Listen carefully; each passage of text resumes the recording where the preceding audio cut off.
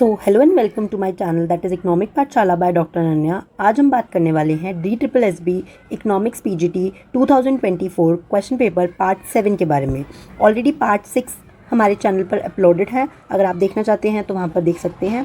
आज हम बात करते हैं पार्ट 7 की, जिसमें हमारा सबसे पहला क्वेश्चन ये है कि इसमें से कौन सी स्टेटमेंट करेक्ट नहीं है।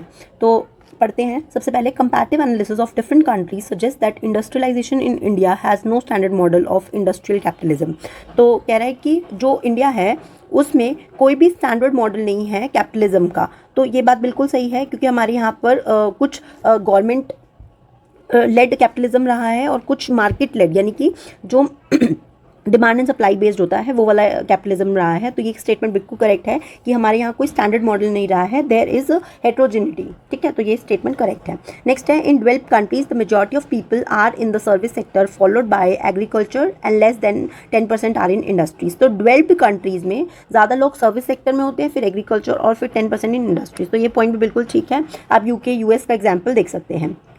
नेक्स्ट है, in India over 90% of the work whether it is in agriculture, industry और सर्विसेज, ये सारा ऑर्गेनाइज्ड सेक्टर में है। तो ये क्या हो गया, गलत हो गया। मोस्टली क्या होता है हमारा, इनऑर्गेनाइज सेक्टर में है, अनऑर्गेनाइज सेक्टर में है। ठीक है, तो इसलिए ये स्टेटमेंट हमारी गलत हो गई।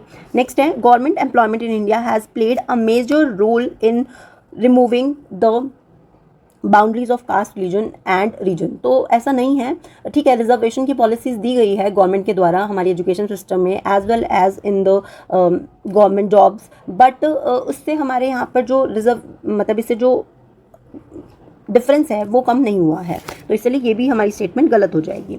फिफ्थ है, the government has laws to monitor conditions in the unorganised sector but in practice they are left to the whims and fancies of the employer on contract. कह रहे हैं कि हमारे यहाँ पर बहुत सारे ऐसे लॉ बने हुए हैं जो कि अनऑर्गेनाइज सेक्टर में लोग जो काम कर रहे हैं उनकी कंडीशंस को बताता है, बट एक्चुअली में वो जो भी रूल्स बनाए गए हैं वो प्रैक्टिस नहीं किए जाते एम्प्लॉयर या कॉन्ट्रैक्टर के द्वारा। What are whims and fancies, ये एक इडियम है जिसका मतलब होता है कि कोई भी काम करते हैं वो हम अपनी इच्छा से करते हैं, ना कि जो भी प्रिंसिपल बेस्ड है उसके ऊपर। ठीक है, तो इसलिए ये स्टेटमेंट सही हो जाएगी। हमें बतानी थी इनकरेक्ट, तो इसलिए हमारा 3 और 4 जो होएगा वो राइट आंसर हो जाएगा। नेक्स्ट चलते हैं, नेक्स्ट क्वेश्चन। हमारा नेक्स्ट क्वेश्चन है that is which test is known as the test of goodness of fit. तो अगर आपने मेरी स्टैटिस्टिक्स वाली प्लेलिस्ट देखी हो जिसमें मैंने आपको इंपॉर्टेंट क्वेश्चंस करवाए थे, उसमें मैंने आपको ये क्वेश्चन करवाया था कि गुडनेस ऑफ फिट वाला जो टेस्ट होता है उससे हम बोलते हैं काई स्क्वायर टेस्ट। ठीक है, काई स्क्वायर टेस्ट, जिसको हम डिनोट करते हैं यूजिंग दिस सिंबल। ठीक है, इसका काम क्या होता है बच्चे, चेक करना कि जो भी आपने प्रिडिक्शन करी है क्या वो सही है या नहीं। फॉर एग्जाम्पल, मैं आपको बहुत ही सिंपल लैंग्वेज में समझाती हूँ इसको। फॉर एग्जाम्पल, आपने प्रिडिक्ट किया कि आपने पढ़ाई जो करी है और जो आप पेपर देकर आए उसके हिसाब से आपके 100 में से मान लेते हैं आपके 95 मार्क्स आ जाएंगे, ऐसा हम प्रिडिक्ट कर रहे हैं। ठीक है, ये हमने प्रिडिक्शन करी है।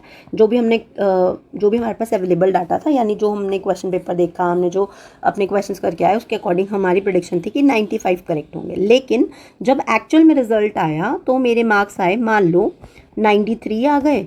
ठीक है, या फिर हो सकता है मेरे मार्क्स 98 आ जाए। ठीक है, तो ये क्या होता है, दिस इज द डिफरेंस, जो इन दोनों के बीच का डिफरेंस होता है। जितना ये डिफरेंस कम होगा, इन दोनों के बीच का डिफरेंस कितना है, 2 का, और इन दोनों के बीच का डिफरेंस कितना है, 3 का। तो जितना ये एक्चुअल वैल्यू का पास होगा उतना हमारा क्या होगा, डाटा जो होगा, जो हमने प्रेडिक्शन की है वो बेस्ट होगी, उसी को हम कहेंगे गुडनेस ऑफ फिट। ठीक है, तो इसी चीज़ को बताने के लिए, ऑल्दो टेक्निकली थोड़ा और चीज़ें हैं, बट अभी सिंपल समझने के लिए आप समझ सकते हैं कि इसके लिए हम कौन सा फॉर्मूला यूज़ करते हैं, दैट इज़ काई स्क्वायर का फॉर्मूला यूज़ करते हैं। ठीक है, नेक्स्ट, ये बहुत रिपीटेड क्वेश्चन है तो इसको आप बहुत अच्छे से याद कर लीजिए। इसके 2 फॉर्मूलेज हैं, इसकी डिग्री ऑफ फ्रीडम भी याद रखना, दैट इज़ रो -1 कॉलम -1। ठीक है, और एक जो मैंने आपको फॉर्मूला करवाया हुआ है ऑब्जर्व माइनस एक्सपेक्टेड वाला, वो भी आपको दोनों ही याद रखनी है। ठीक है, next, Which of the following steps is not recommended for a successful make or buy decision। देखो, अब इन क्वेश्चन से ना मैं आपको कुछ समझाना चाहती हूँ कि ज़रूरी नहीं है कि सब कुछ पड़ा हुआ है आपके पास पेपर में,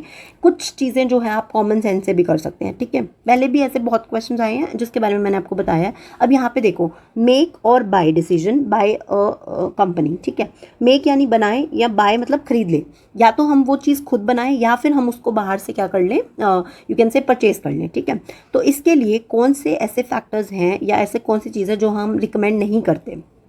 तो कॉस्ट और परफॉर्मेंस एनालिसिस तो करना पड़ेगा कि कॉस्ट कितनी आ रही है, खुद से बनाएंगे या फिर अगर हम बाहर से खरीदेंगे तो हमारे को कितनी कॉस्ट आ रही है, तो ये तो सही है। एक्सप्लोरिंग स्ट्रैटेजिक इम्प्लीकेशंस, तो अगर हमने कोई चीज़ बाहर से परचेज कर ली तो उसका हमारे जो ओवरऑल चीज़ें हैं उनके ऊपर क्या इम्पैक्ट आएगा, ठीक है, स्ट्रैटेजिकली हमारे उसके ऊपर क्या इम्पैक्ट आएगा, वो सब देखेंगे। नेक्स्ट है क्रिएटिंग नेगेटिव फॉर आउटसोर्सिंग। देखो नेगेटिविटी क्यों हम क्रिएट करेंगे, आउटसोर्सिंग मतलब बाहर से लेना, तो उसके लिए हम नेगेटिविटी क्यों क्रिएट करेंगे, ठीक है, ऐसा तो कुछ नहीं है, सेंस ही नहीं बनता है। फोर्थ है सिलेक्टिंग प्रोवाइडर्स, कि अगर हमें खुद से नहीं बनाना है, खरीदना है, तो कौन कौन से हमें क्या होंगे प्रोवाइडर्स, या कौन ऐसे लोग हैं जो हमें वो प्रोडक्ट दे सकते हैं, ठीक है। तो ये तीनों सही हैं और इसका गलत आंसर हो गया, दैट इज़ हमारा सही आंसर हो गया, नॉट वाला बताना था, वो हो गया ऑप्शन सी, ठीक है। तो इस तरीके से आप कॉमन सेंस से भी कुछ क्वेश्चंस कर सकते हैं, ज़रूरी नहीं हर चीज़ पढ़ी हुई आएगी। नेक्स्ट है which state top the Indian innovation index in the major states category in 2023।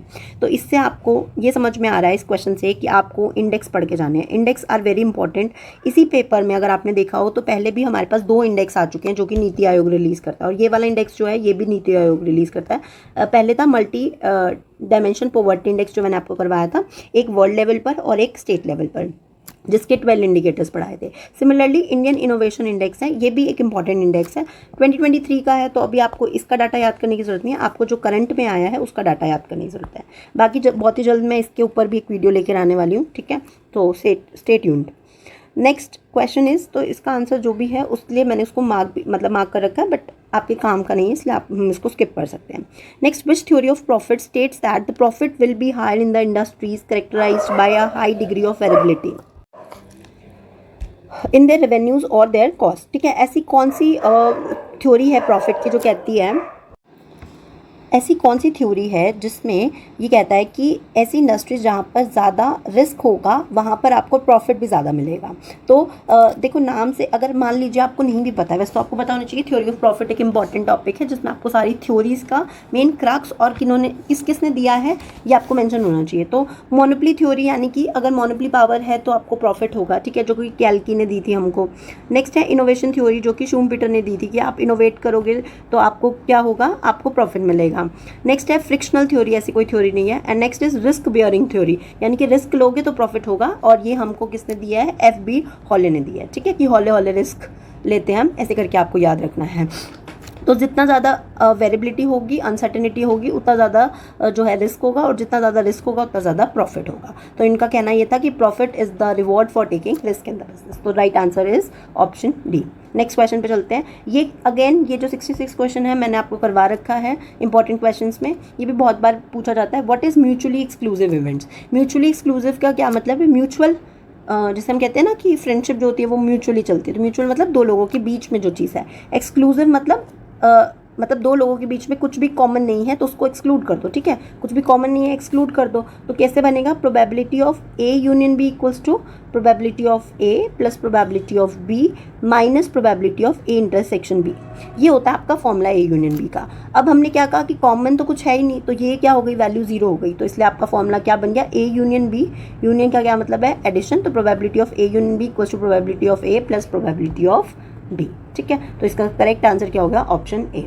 Next question 67, again a question जिसका कोई लेना देना नहीं है आपके सब्जेक्ट से, स्टिल आपसे पूछा गया है, तो मैं ऐसे क्वेश्चंस आपको बताऊंगी कि ऐसे क्वेश्चंस को हमें डील कैसे करना है, राइट। तो अब इस क्वेश्चन को पढ़िए आप। Which of the following are the factors resources influencing the location of a proposed iron and steel plant on a developed island, ठीक है। तो ऐसी कौन सी फैक्टर्स हैं जो कि इंपॉर्टेंट हैं अगर आप कोई आयरन एंड स्टील प्लांट लगा रहे हैं? तो देखिए ऐसे क्वेश्चन को कैसे टैकल करते हैं, ओनली वर्ड जहाँ है वो समझिए कि मोस्ट ऑफ द केसेस में वो आंसर नहीं होता है। तो अगर आपको चाहिए तो आपको लाइमस्टोन चाहिए होगा, आयरन और कोल एंड वाटर। अब इनका क्या यूज़ होता है ये भी समझ लेते हैं, ठीक है। मान लिया कि उसका आपके सब्जेक्ट से कोई लेना देना नहीं है, बट स्टिल हमें पता होना चाहिए। आयरन एंड स्टील प्लांट के लिए देखो जब भी आयरन स्टील प्लांट लगाना है तो आपको कुछ रिसोर्सेज चाहिए, और वो रिसोर्सेज जो हैं वो आपके अवेलेबल होना चाहिए आसपास, ठीक है, तभी आप उस चीज़ को ईजिली कर पाएंगे। तो देखिए सबसे पहले है आयरन ओर। आयरन ओर क्या हो गया, एक बेसिक रॉ मटेरियल हो गया कि आयरन ओर से ऑब्वियसली आपका क्या बनेगा, आयरन बनेगा, तो ये एक रॉ मटेरियल हो गया, ठीक है। नेक्स्ट है कोल। कोल जिसको हम कोकिंग कोल भी बोलते हैं, इसका काम क्या होता है, ये फ्यूल की तरह काम करता है, ठीक है। जैसे कि फर्नेसेस आपको पता होंगे, उसमें अगर हम डालते हैं तो कोयले से एक तरीके के फ्यूल बनाने का काम आता है, ठीक है। लाइमस्टोन। लाइमस्टोन क्या है, जो भी इंप्योरिटीज होती हैं उसको रिमूव करने का काम करता है, और इस प्रोसेस को हम क्या बोलते हैं, स्मेल्टिंग प्रोसेस, ठीक है। और लास्ट है वाटर। पानी चाहिए होता है ताकि हम कूल डाउन कर सकें मशीनरी को, ठीक है। तो ये 4 चीज़ें हैं जो कि आपको पता होना चाहिए, ठीक है। मैं मानती हूँ अगर आपको ये सब चीज़ें नहीं भी पता तो भी आप इसका आंसर बहुत ईजिली टिक कर सकते हैं, क्योंकि ओनली वालों को स्किप कर दो और जो ऑल वाला है उसको टिक कर दो, ठीक है। Next, innovative products refer to the products introduce to the market in the last 3 years, ठीक है, इसका आंसर आएगा 3 years। And innovative products are defined as new to the firm. Innovative और जो इनोवेटिव होता है, एक इनोवेशन होता है, एक इन्वेंशन होता है, इन दोनों के बीच का फ़र्क आपसे पहले भी पूछा गया प्रीवियस ईयर में, तो ये भी आपको पता होना चाहिए, ठीक है। तो क्या डिफरेंस होता है इनोवेशन और इन्वेंशन के बीच में। इन्वेंट करना मतलब कोई चीज़ नई ढूंढना, ठीक है, कोई नया आइडिया, कोई प्रोडक्ट, कोई प्रोसेस हो सकता है। लेकिन जो इनोवेशन होता है ना, वो ऑलरेडी अगर कोई चीज़ अवेलेबल है उसमें अगर आपने कुछ चेंजेस करे हैं, कुछ नई चीज़ क्रिएट, मतलब उसी के अंदर कुछ नया ढूंढा है, ठीक है, तो उसको हम बोलते हैं innovation. Okay, next question is the analysis of variance is carried out by using analysis of variance जो ANOVA होता है वो किसके लिए होता है, F टेस्ट के लिए होता है, ठीक है।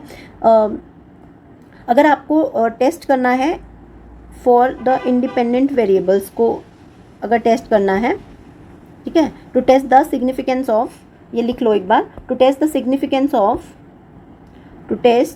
Significance of individual variables, significance of individual variables, उसके लिए हम लगाते हैं टी टेस्ट, ठीक है। और अगर हमें ओवरऑल सिग्निफिकेंस को टेस्ट करना है तो उसके लिए हम लगाते हैं एफ टेस्ट। ये क्वेश्चन भी कई बार पूछा जाता है, तो इसको आप समझ लीजिए। इसको विद एग्जाम्पल भी मैं समझा देती हूँ, सिर्फ रटवाना मेरा काम नहीं है आपको।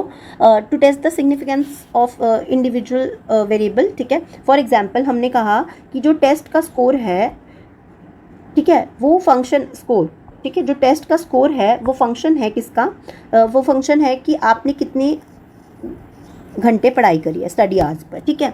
तो अगर हमें ये देखना है कि क्या पढ़ाई, जितने घंटे आप पढ़ते हैं उसका कोई इम्पैक्ट है हमारे टेस्ट स्कोर पर, तो ये क्या हो गया, इंडिविजुअल सिग्निफिकेंस। इस वेरिएबल का इंडिविजुअल सिग्निफिकेंस चेक कर रहे हैं, यानी एक्स का इंडिविजुअल सिग्निफिकेंस देख रहे हैं वाई के ऊपर, और इसको चेक करने के लिए हम क्या यूज़ करते हैं, हाइपोथेसिस टेस्टिंग में टी टेस्ट। जबकि अगर हमें ओवरऑल सिग्निफिकेंस देखना है, अब मान लीजिए कि टेस्ट स्कोर जो है वो इस चीज़ के ऊपर डिपेंड करता है कि आप कितने घंटे पढ़े हैं, ठीक है, इस चीज़ पर डिपेंड करता है कि आपके पास स्टडी मटेरियल कितना अच्छा है, या आपने ट्यूशन कितने घंटे पढ़ी है, ठीक है, ऐसा कह लो, ट्यूशन आवर्स कह लो, या फिर आप ये कह सकते हैं कि इस चीज़ के ऊपर डिपेंड करता है कि आपकी स्लीपिंग टाइम कितना है या स्लीपिंग आवर्स कितने हैं, ठीक है। तो अगर इन सभी फैक्टर्स का हमें इम्पैक्ट देखना हो हमारे टेस्ट स्कोर पर, तो इसको हम क्या कहेंगे, ओवरऑल सिग्निफिकेंस, जो कि एफ टेस्ट से चेक होगा, ठीक है। तो अभी इसका करेक्ट आंसर क्या होगा, एनालिसिस ऑफ वेरिएंस, ठीक है, that is also F test.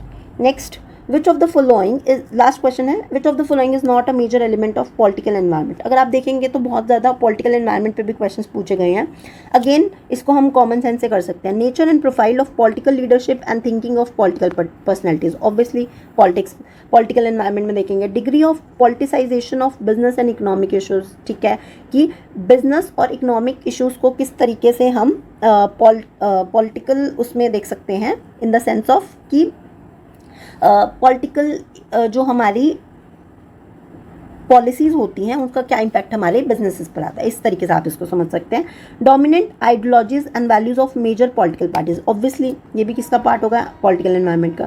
Prevailing economic system, तो अब इकोनॉमिक सिस्टम आपको पता है कि हमारे पास क्या है, बहुत सारे अलग अलग इकोनॉमिक सिस्टम है, कैपिटलिज्म है, सोशलिज्म है, ठीक है, मिक्स्ड इकोनॉमी है, उन सब का हमारे पॉलिटिकल एनवायरनमेंट पे तो कोई लेना देना नहीं है। किसके ऊपर होगा, एनवायरनमेंट, इकोनॉमिक एनवायरनमेंट पे इम्पैक्ट होगा, ना कि पॉलिटिकल पे। तो देयरफॉर राइट